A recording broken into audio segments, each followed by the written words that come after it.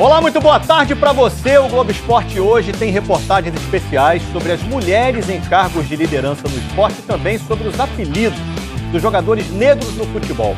Eu vou começar falando de Flamengo e Fluminense que se enfrentam amanhã pelo Carioca.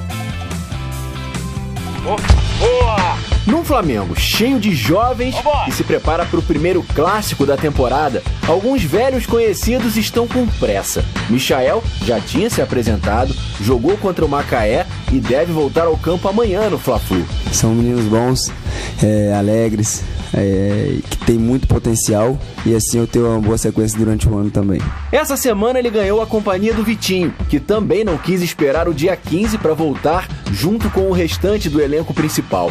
Com uma coleção invejável de 7 títulos, mas entra técnico, sai técnico, Vitinho continua no entra e sai no time. E o que mais deu chances como titular foi Jorge Jesus, em 15 jogos. Só que essas oportunidades vêm caindo ano a ano. Também não é um jogador de marcar muitos gols. Foram 15 desde que chegou ao Flamengo. Mas nos 2 títulos mais recentes, o Carioca do ano passado e o Brasileirão, Vitinho teve seus momentos decisivos. Contra o Bahia pelo Brasileiro, no finalzinho do jogo desempatou e deu a vitória por 4-3. Na final do estadual de 2020, fez o gol da vitória sobre o Fluminense. Amanhã, no reencontro com o rival, Vitinho ainda não vai estar em campo. Mas nesse elenco cheio de estrelas, onde é difícil se destacar, Vitinho e Michael não estão querendo perder tempo. Essa vontade de se apresentar antes dele, de mostrar serviço, é um ponto que ele quer ser útil para a equipe, quer ser útil para o Rogério Ceni e pode ter uma temporada diferente. Para sair da lanterna do estadual depois de 2 derrotas, experiência. Os 8 atletas do elenco principal que tiveram as férias abreviadas devem começar jogando no Fla-Flu de amanhã. São eles: Marcos Felipe, Igor Julião, Matheus Ferraz, Danilo Barcelos, Yuri, Michel Araújo, Fernando Pacheco e Caio Paulista. Frazan, André e Ganso, que já vinham jogando, completam o time provável.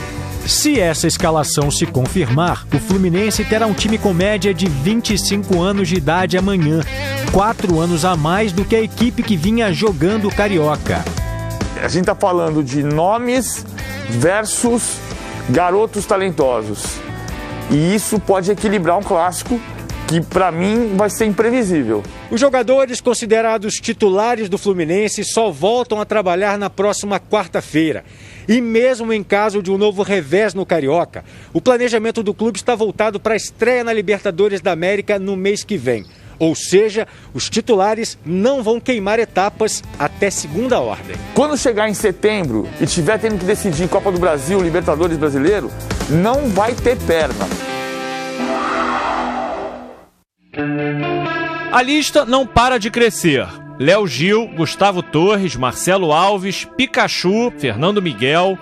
A saída deles faz parte da reestruturação do futebol do Vasco, que com o rebaixamento para a Série B, calcula perder 100 milhões de reais em receitas. Mas as mudanças vão muito além. Ontem, o Vasco anunciou a demissão de 186 funcionários. Por nota, a diretoria informou que a medida representa uma redução de 35% da folha de pagamento, uma economia de 40 milhões de reais por ano em salários. Numa rede social, o presidente Jorge Salgado disse que as medidas foram duras, mas necessárias para a transformação do Vasco. No pacote de mudanças, São Januário deixa de ser a sede administrativa do clube, que passará a ser gerido de um escritório no centro da cidade. No estádio, permanecem os departamentos de futebol de base, esportes olímpicos e paralímpicos, patrimônio e o Colégio Vasco da Gama. A sede do Calabouço, onde foi realizada a última eleição, será fechada por tempo indeterminado. O clube informou que na quinta-feira, os colaboradores receberam o salário de dezembro e o 13º. E que os funcionários demitidos ontem vão receber também os vencimentos atrasados de janeiro e fevereiro. Em meio à crise, o time volta a campo hoje pelo Campeonato Carioca. O técnico Marcelo Cabo faz seu primeiro jogo no comando contra o Nova Iguaçu. Os reforços Hernando, Marquinhos Gabriel e Zeca estão regularizados, mas só vão estrear se estiverem bem fisicamente. O time titular que todo mundo escala de cor, do Diego Alves ao Bruno Henrique. O Flamengo tem de opções assim de luxo. Um zagueiro que ele foi comprar do Santos, vice-campeão brasileiro. Um zagueiro que ele foi comprar do Atlético Paranaense, campeão da Copa do Brasil, o Léo Pereira. O René, que já foi eleito o melhor lateral esquerdo de um campeonato brasileiro de Série A. O garoto João Gomes. O garoto PP. O Michael, comprado por uma fortuna, eleito a revelação do Campeonato Brasileiro de 19. Vitinho, que já foi a contratação mais cara da história do futebol brasileiro. E o Pedro, que é um centroavante de seleção brasileira. No currículo não são opções ruins, não. Então, mas aí não são ruins. Mas eles entregaram menos do que a gente esperava. No caso do Gustavo Henrique, no caso do Léo Pereira, no caso do Vitinho e do Michael. Mas aí eu acho entregaram que bem menos do que a gente esperava. Mas o Lucasinho e o Scarpa também entregaram bem menos do que a gente esperava.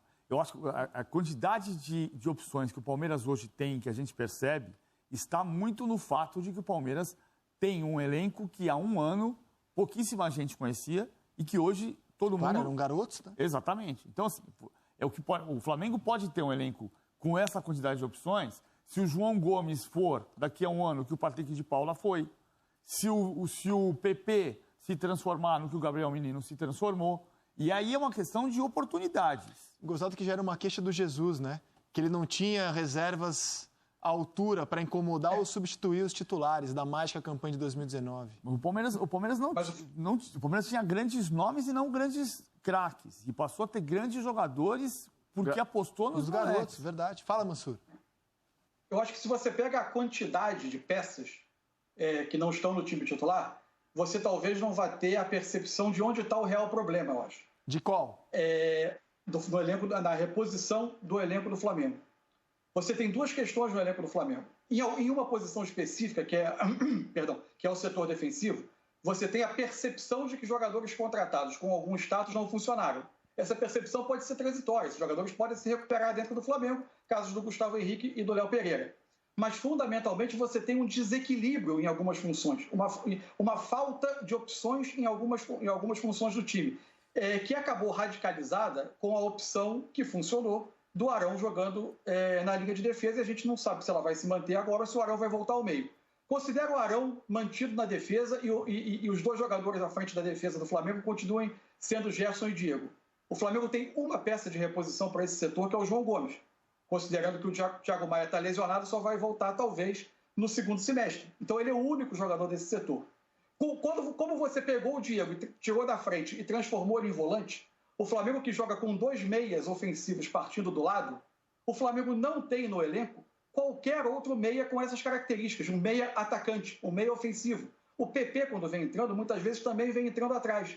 Você tem jogadores para substituir? Até tem, mas você tem uma mudança importante de característica. Você precisa substituir um desses dois meias que partem do lado do campo no 4-4-2 por um atacante. Então, mais do que uma falta de quantidade de peças, você tem algumas contratações do ano que, por enquanto, não passaram confiança, mas fundamentalmente desequilíbrio no preenchimento de algumas funções do time, onde você não tem a reposição. Os dois meias ofensivos que o Flamengo tem jogam. E esse ano pode ser uma beleza para o Flamengo, né? Porque Copa América não vai fazer o Campeonato Brasileiro parar, eliminatórias não vai, quando ela for retomada, também não vai parar o Campeonato Brasileiro e as Olimpíadas também não vai parar. Então já pensou para o rubro-negro perder? Por baixo, vai. Gerson, Everton Ribeiro, Arrascaeta, Pedro, por baixo. Isla. André. Isla. Fala, Paulinho. Tem uma diferença também muito gritante, né? A gente está falando aqui de plantel homogêneo, né? das características, das qualidades, mas a gente tem que ver para o lado do copo cheio também que o Flamengo tem, né? Porque para você achar jogadores com capacidade, que chegue perto desse quinteto que o Flamengo tem, né? De Gerson para frente, né? Você arrumar jogadores com a capacidade que eles têm, né? Com a criatividade, com a qualidade, porque são muito acima da média. A gente está falando que os 11 do Flamengo é melhor que o time do Palmeiras, porque a gente conhece, sabe que esse meio campo para frente do Flamengo ele é especial. Então é muito difícil. Você pode tentar contratar, você pode tentar ir no mercado, mas para suprir, né, esse quinteto, meu amigo, você tem que achar essa peça fundamental ali, pinçar ela em algum lugar aí para tentar incomodar esses jogadores, esse quinteto, porque é difícil, viu? Não, e eu acho, Paulo, seguindo na sua linha, quando você olha esse painel aqui, cara, O Flamengo se reforçou bem, na teoria lá atrás. Ninguém falou que o Gustavo Henrique era má contratação, que o Léo Pereira era má contratação, que o Michael era má contratação quando ele veio, que o Thiago Maia, que não está aqui porque está machucado, era uma má contratação, que o Pedro era uma má contratação. Quando o Flamengo se reforçou, a gente falou, caramba, o time titular, que já é o melhor, vai ter agora os melhores reservas do Brasil. Mas é que o Gustavo Henrique não vingou como a gente esperava, o Léo Pereira não vingou como a gente esperava, Michael, Vitinho, não vingaram. Mas é o que eu estou dizendo, se a gente for nessa comparação, a gente partiu para cada comparação do elenco que o Palmeiras tem, porque o Palmeiras jogou com time reserva ontem, time de garotos. A descoberta é você fazer o PP ser o grande meia, até o Mansur falou dos 2 meias que jogam pelos lados, o Arrascaeta está jogando um pouco mais por dentro, né? Agora, com o Bruno Henrique mais pelo lado esquerdo. Mas assim, independentemente disso, o Vitinho pode jogar por dentro e por fora, mas é o PP virar, é o João Gomes virar, é você conseguir enxertar sem gastar tanto dinheiro, porque não está sobrando. Hoje tem a matéria do GE falando que o Flamengo arrecadou 110 milhões de reais a menos e que precisa fazer 160 milhões de vendas. Então, a solução tem que estar em você descobrir essa reposição em jogadores que você cirurgicamente descubra. É muito curioso, você falou da reposição no caso do Palmeiras. Os grandes reforços que você citou, o Impereur, ninguém conhecia. O Kusevich, conhecia-se, mas não era um jogador famosíssimo. Os 3 porquinhos, Gabriel Menino, Patrick de Paula e Danilo. São jogadores que você foi cirurgicamente. Você foi apostando que ia dar certo. O Palmeiras está muito perto de contratar o Castellanos, do New York City. Quem? Castellanos. Prazer. 22 anos, seleção sub-23 da Argentina, é do grupo City, então é possível abater... Qual a posição dele? Atacante, centroavante. É possível abater um percentual que o Palmeiras ainda tem do Gabriel Jesus no Manchester City, e com esse abatimento o Palmeiras quase não paga nada para ter o Castellanos no seu elenco, e você vai apostar num jogador que pouca gente... É bom jogador, PVC? É bom jogador, seleção olímpica da Argentina, 22 anos. Você vai descobrindo assim.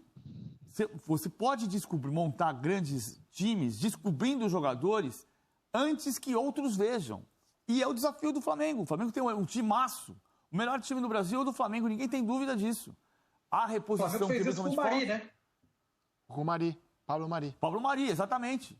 E como o São Paulo fez lá atrás com o Miranda e tantas outras vezes.